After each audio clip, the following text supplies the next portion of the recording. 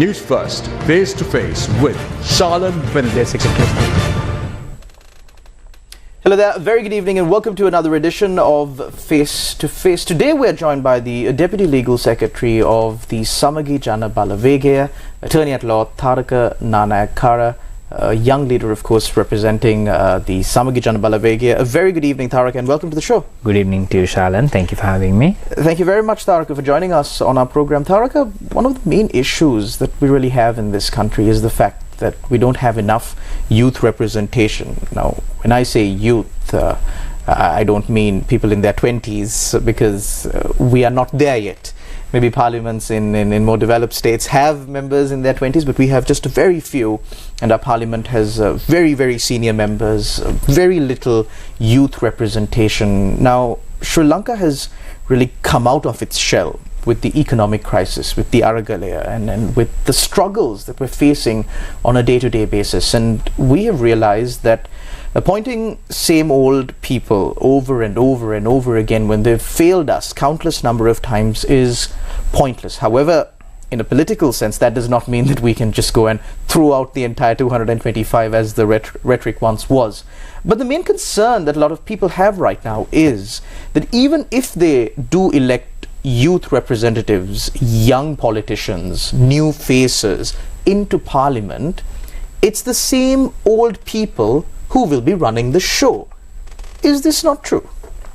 Well, Shalan, I think you're raising a very valid and a very important point. Youth representation in Sri Lanka has actually, if you take the historical data, if you carefully look at it, might have even declined, other than the dynastical politics. Because if you look at the 77 parliament, you had a blend of mature and young politicians who came in for the first time.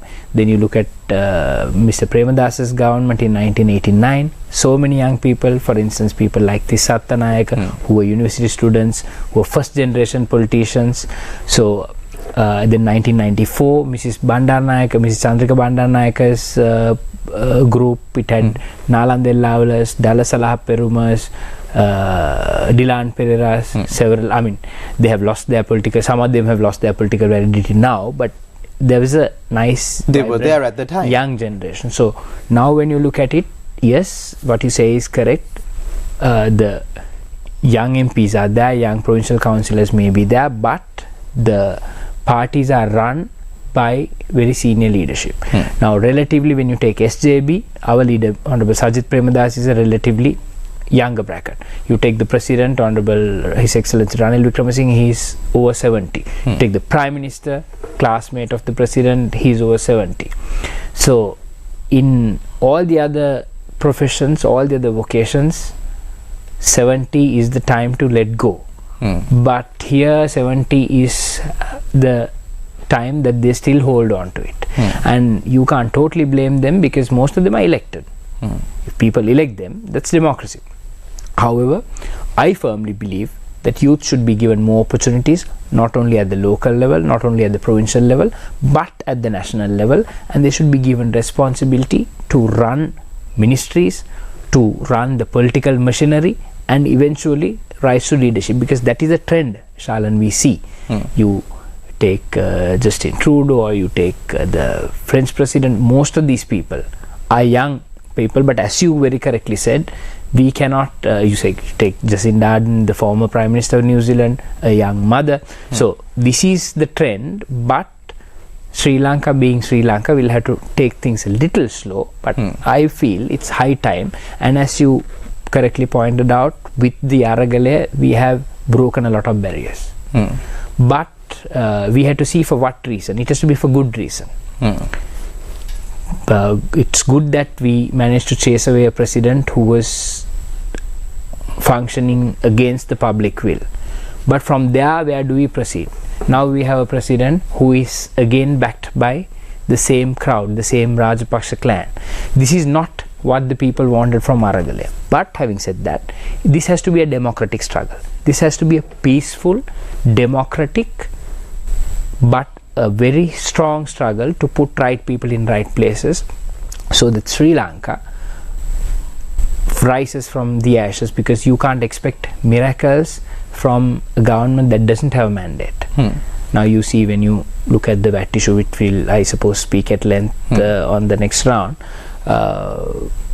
people are already taking up to streets because there is no political mandate, there is no political validity. So therefore, it's an election year that's coming up. It's up to the people, it's up to the general public to do what is necessary to meet the need of the hour. But Tharaka, now speaking specifically on the issue of VAT, now there are certain things that the government will come out right and say. There are certain things that they really can't say to the general public. The VAT, it appears to be at least sort of a move to appease certain conditions of the IMF. The IMF hasn't specifically said increase VAT, increase this and increase that. However, they've set targets for the government to meet, and the government has failed to meet a few targets, and these measures, of course, are part of the ongoing discussions with the IMF to secure the much needed tranche of the IMF, the second tranche of their EFF disbursement to Sri Lanka. So, leaving all politics aside, I mean, I understand that the general public is severely affected by this. I am severely affected by this. But since you are representing the opposition, I would put to you the fact that these measures are necessary, one could say, given the situation of the country. Now, I know the opposition is advocating for a 20,000 rupee salary hike for state sector employees, but I believe it was just a few years ago that your very own parliamentarian, Dr. Harsha De Silva, who said, "Diyau diyau kiyanawa kohinda denne." So, how would you answer that question if I pose it to you now? Well, Shalan, I still stand with Dr. Harsha's statement, and I believe he will also stand with his statement. This may not be a time to demand, but a government servant survives on a salary between 35 to 50,000, a lower grade government servant. They had to take the bus, they had to eat a packet of lunch, maybe you skip breakfast, you eat lunch. That's how people survive today. Even to do that and to feed a family of 4, you can't even go on for 2 weeks with the salary that they get. And what can they do in addition? Can they go and engage in any other profession or vocation? Those are also expressly restricted when you're in the public service, right? So how else? Either the government must intervene and bring down the cost of living, or they must give an alternative to the general public, not only the government servants. Government servants are but one bracket. You get more, you get a wider class of people who are daily wage earners, who can't even meet not 3 square meals, who can't even meet the cost of 2 square meals now. I personally know, I come from the southern province originally, so I personally know, say, estate workers, maybe farmers, maybe other daily wage earners, industrial workers. So these people are going through a very difficult time. So government is saying we are giving 5,000 like this, we are giving what is that, instead of Samurdhi they are giving an Aswasuma. They will talk about all this, but people are in difficulty. So as an opposition, we have to speak on behalf of the people, because looking at people's difficulty, we are not deaf, we are not blind, and we are not heartless to support a government who is blatantly disregarding the public will. Now, as you said, maybe there are IMF conditions generally to increase the public revenue.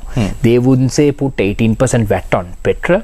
They wouldn't say put 18% on the green leaf to affect the tea industry, to tea smallholders and tea factories. They will have to pay 18% VAT from January. For your petrol you pump to your car, or for the petrol youth from a village, maybe in Tissa Maharama pumps to his motor bicycle, it's 69 rupees more from January. So IMF do not spell out to do this exactly. So they have to widen the tax net. How tight is our tax net right now? Professionals are paying taxes. employees, private sector employees are paying taxes at as a mammoth rate of 36% on their total earnings, including their transport, including the other perquisites, all this. But how have they widened the tax net? Have they captured the businesses, the small, the sole proprietorships, the partnerships? How many have they captured? So once I believe now that you refer to Dr. Harsha De Silva, he said this is a very lazy tax policy that Sri Lanka has. I totally stand by that, because instead of widening the tax net, that's what you must do. Instead of widening the tax net, you're taxing the people who are already paying taxes. Exactly, you're squeezing the necks of the people who have already kept it on the line for the country. I mean, I think they are providing yeoman service to the country by paying 36% tax. That's more than one third of your earnings. You take a university lecturer, for instance, they are paying 36% tax. They may be getting a salary of couple of 100,000 rupees. They may have a car lease to pay. They may have a housing loan to pay. How many people have rescheduled their loans because of this tax burden? If you speak to a bank, if you speak to a finance company, they will confirm what I say. Even I have rescheduled my financial facilities because you can't afford to pay. So it's a matter of looking at it with a wider angle, with a little warmth in your heart, and a matter of negotiating, and a matter of implementing stronger policies. We are just talking about tax here, so that's why I gave the example of widening the tax net.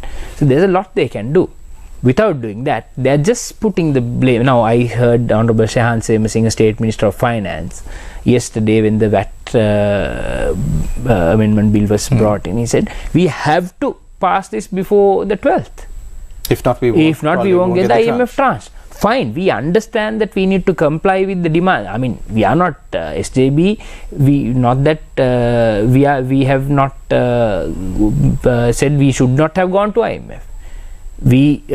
Our finance team, Dr. Harsha De Silva, Mr. Ram Wickramaratne, Mr. Kabir Hashim, Honorable Sajid Premadasa, our leader, we were the first to say 1 year ago, before they went, then Gotabaya Rajapaksa and his goons and his stooges laughed it off, saying we will never go to IMF. IMF is Western conspiracy in total. That's what they said. But now we are saying you go to IMF, but you negotiate. You don't bow down and say yes to everything. To do that, Shalan, you have to have a mandate.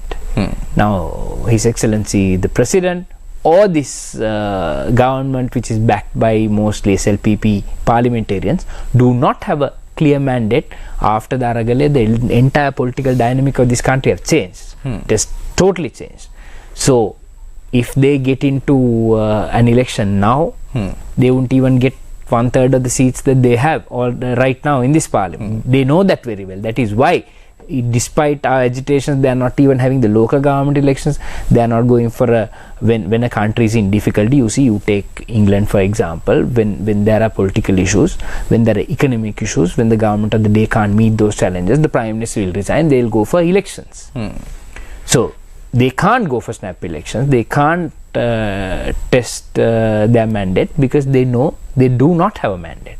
But Tharaka, the real issue here is, now you said that you are speaking on behalf of the people, speaking on behalf of the hardships of the people.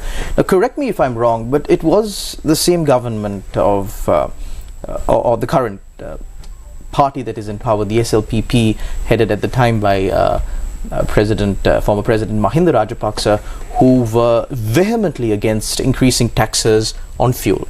They rode to Parliament on bicycles in protest for increasing 2 rupees, I believe at the time, 2 rupees. Correct. Then when the taxing formula came in, they were against it. It was their Gamman Pilla who led the charge. And now, of course, they've flipped sides. And the argument at the time was that it increases the burden on the people. Food. I still remember very vividly Parliamentarian Vimal Veeravansa getting up on stage and reading all the concessions that the people will get. 5,000 rupees off this, 5,000 rupees off that, 10,000 rupee allowance, and all of those things. So can you realistically say that these promises or the pledges, now you're saying that state sector employees need at least 20,000 salary increment, cost of living needs to come down. Do you think these are very general statements, very little specifics? Of course, I understand there's no election, there's no space to put out a manifesto, and then in such manifesto you will detail what exactly you're going to do. But even these broad statements, do you think they are too far reaching? And do you think you'll be able to deliver if and when the people deem you worthy to hold power? Yeah, Shalan, one correction. I did not say that state sector employees have to be given 20,000. I'm saying not only the state sector employees, but all the other downtrodden people who are suffering, not only, even the low middle classes. The middle class is day by day depleting because they are becoming poor. The upper middle class is becoming middle class or low middle class because we are going through a huge negative transition right now. So what I am saying is, when you are in governance, you must govern with the best interests of the people at heart. So either it may be salary increments, or it may be the bringing down of the cost of living, or at least give a concession on essential items. Modalities can be determined, but in principle, first we must have our principles and policies right, then we can go to specifics. In principle, I am saying people's needs, people's difficulties must be understood by the government of the day and met by the government of the day. That is what I am trying to advocate. If there is a burden on the economy in giving 20,000, well, don't give. But give a concession to the state sector employee, for the school teacher who resides in Gaul and who has to teach in a school in Hambantota, give her a concession. Transfer her to Gaul. These are practical things you must do. It's not about so that way you will cut their lodging costs, boarding costs, food costs, transport costs, all that. So you meet them halfway, because already the government, if I'm not mistaken, has given a 10,000 increment from the budget in April. And people are saying, on the way here I was just listening to Newsfirst.lk live on YouTube, and then people are saying we can't wait till April, we can't start till April. So who are we to deny that, Shala? Can you deny that? People are in difficulty. Can I deny that? So policy makers must make policy where these things are possible. We are not saying like Mr. Mahinda Rajapaksa did or Mr. Gotabaya Rajapaksa did, to take away the entire payee tax. 18% payee tax was there. Everyone was happily paying it for no profound reason. For the reasons best known to them, they just went and took off the entire payee tax. Where are we now? We are paying double of that. So I'm not talking about hasty, politically manipulated, economically unsound decisions. Talking about real policy. So when you are making policy, you must look at the difficulties of the people and make sure that concessions are granted. There are aspects, there are certain components of the society who can afford to pay the 36% tax. There are certain industries who are gaining super profits. Maybe they can be levied an extra super profit tax. Those are all right, so long as you don't affect an industry's economic competitiveness. You can tax them. That is how a government is to survive. We are not telling the government not to tax. We are telling the government to make policies so that people's difficulties are taken account of. That is all we are saying. We are not saying pay, give 20,000 or give this or give that. Modality the government of the day has to decide, not us. Tharaka, another concern among the general public, of course, now that we are paying taxes and it's our money that's being used. I think usually what was promoted was, the government did this, the government did that, the government built this. But now people are really beginning to feel that it's their money that's going into all of these. So on the aspect of expenses of the government, recently I was watching the debate on the expenditure heads for former presidents. And I realized that there are millions, hundreds of millions, 200 to 300 million allocated for each former president. And among those former presidents, 2 former presidents are currently parliamentarians. And they're also drawing salaries as parliamentarians. They're also drawing privileges as parliamentarians. So when that is the case, could one really justify these expenses? I mean, the whole reason for a former president to be given a certain amount of expenses is because usually you'd expect a president to retire after his term in office, and he needs to maintain a certain level of life. I understand that, but even for that, 200 to 300 million a year, I think that's just unfathomable for a person who lives on an average wage. So why is there such a huge level of insensitivity, or is there something that's behind the scenes that I can't see as a commoner? Well, Shalan, I think I can't remember exactly who, one of the famous US presidents once said, I believe it was Barack Obama, I'm not sure, if you can't do it in 2 terms, you can't do it at all. Right? So, these gentlemen, maybe Mr. Mahinda Rajapaksa, maybe Mr. Maithripala Sirisena. Mr. Sirisena, of course, had the opportunity of running only for 1 term. But once you become president, you've reached the pinnacle of your political career, as you very correctly said. Like good old Mr. Jayajawardena did, like Mrs. Chandrika Bandaranaike did, with whatever the criticisms people might have on her, they retired from politics. And they did not engage in electoral politics. Because once you reach the pinnacle, you don't go back. Once you go to the A-level class, you don't go back to the Montessori. Simple as that. So these people are greedy for power. These people are hungry for power. And they contest, people also elect them, fine, they're still popular in their own small electorates, but there must be some common decency to give up one privilege or the other. But being Sri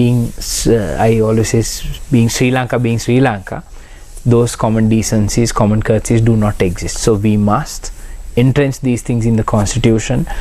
Presidential privileges must be restricted in a way, I believe we will suggest to our leadership, because there has to be a method to madness, at least, at the least, right? So I believe presidential privileges can stand, because every country, a former president is, as you said, a certain standard of living has to be maintained. That is fine. But if you are coming back to elected office, you must give up all those privileges and then run for office. So things like this. So these, Shalan, boil back to our original proposition, policy. Without having strong policies, principles, values, if we come into power and we don't do this, there's no point in us engaging in politics. So we strongly believe in Honorable Sajith Premadas's leadership and his team, like Harsha, Iran, Kabir. This vibrant political team does not exist in any other political camp. I'm proudly saying that. So this is a team that we are going to feel, not an individual, under the leadership of Honorable Sajith Premadas. And this team, we want to make things right in this country for once. And as young activists in politics, the purpose we are here, purpose we are supporting a political party, the purpose we are actively engaged in politics at a certain level, even behind the scenes, is to put these things right. And we will fight for that. We will talk about corruption. We've drawn up white papers on how to fight corruption, recovery of stolen assets. We've drafted a white paper, myself and another colleague of mine, which Mr. Sajith Premadas has fully endorsed. So we've done things, and we want to continue to do the right thing for the country. And as SJB, we believe that we can. Historically, Sri Lanka has always been, while the existence of a few minor parties, largely a two-party system. First it was, the SLFP, the UNP, then there were factions, breakaways, alliances formed, but it was all centered around these two big players in the politics in Sri Lanka. Post-Aragalaya, people are looking at alternatives. Now, come the next presidential election, which is the first election, at least according to the president, that will come up next year. There are several presidential candidates.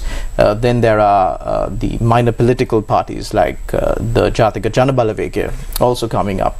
And there are people looking at these alternatives as well. So their argument is that these two political parties, or these two massive camps, have been in power since the beginning of Sri Lanka's post-independence governance of the country. And they failed us. So now we are looking for an alternative. How would you respond to one of them? Shalan, firstly, Samagijana Balavegya or the SJB is a very young political party. True, we have certain values that we have carried from our mother party, United National Party, but we are more open-minded in our thinking. Our principles, we believe in a social market economy, and we truly believe in a social market economy. Certain political parties, I don't want to mention names because it's a conversation between you and I. If it was a debate, I would have. Certain political parties say they are believing in social market economy, but they talk about state-run industries in two state-run industries in each district. They talk about centrally regulating the financial markets, like Mr. Gotabaya Rajapaksa's government tried to control the exchange rate. So these are fallacies. So you have to have some experience in governance, maybe either experience in governance in the public sector or private sector. Where do we find those kind of alternatives? Nowhere, except in the SGB. So let them come. It's very healthy. This competition is extremely healthy. It may be Jatika Jana Balavegya, it may be some other political party, it may be a youth movement. There may be so many organizations forming up. We will see more.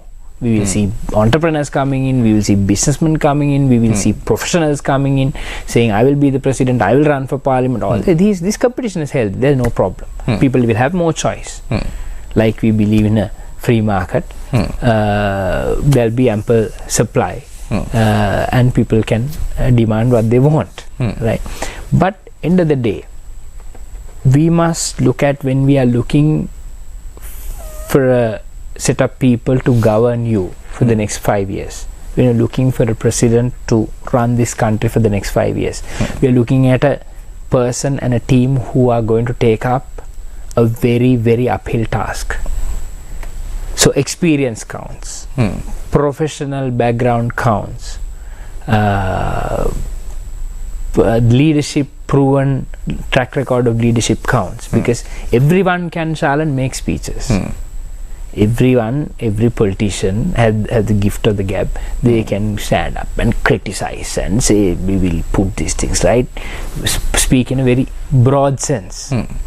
But we should be smart enough to look at their general policies, principles, and see how best they are going to address this problem. So as SJB, we have put our alternatives. We have come out with the economic blueprint, two versions, 2021 and 22, and we have placed before the general public of this country, this is what we are going to do. Certain things, I won't shy away, certain things that President Wickremesinghe carries out, we can agree. But what we can't agree is this lack of regard for the people who are suffering in this country. Because they are an important component, the farmers, the laborers, the daily wage earners, the low bracket public servants, they form the core of our society. We can't ignore them, we can't ignore their plight, we can't ignore their difficulty in finding not 3 but even 2 square meals for their children. We can't ignore the requirement of school books and material for their children and the lack of it. So we must govern, we must put things right. We all might have to make sacrifices. When I pay my 36% taxes as a professional, I do it happily. I do it happily because I feel this is, as you said, maybe these are the requirements of the IMF, maybe this is what these are sacrifice we have to do to help put this economy right. But I would want, as you would want, as the general tax-paying public would want, to be for it to be utilized for the right purposes. I think, Tharaka, to put it in the most simplest of words, people didn't care too much when money was stolen, when money was looted, when billions were just squandered by previous governments, because it never came out of their pocket, or not enough came out of their pocket. Correct. But now, since the too much is coming out of their pocket, they really feel it. And maybe, just maybe, this is the kind of push that Sri Lankans need to realize, look here, we're going on the wrong path. It's time we got on the right track. And well, it's best that it happened now instead of later on, which would have brought more suffering, more pain to the general public of Sri Lanka. At least looking at it in that positive light, we'll end tonight's show. Thank you very much, Tharaka Nanayakkara, for joining us on our program. Thank you very much to all our viewers out there for tuning in to another episode of Face to Face. Of course, next year is an election year. It's incumbent upon all of us to elect the right people into power, not for popularity, not for personal gains, but for the betterment of Sri Lanka as a whole. Thank you very much. God bless. Good night.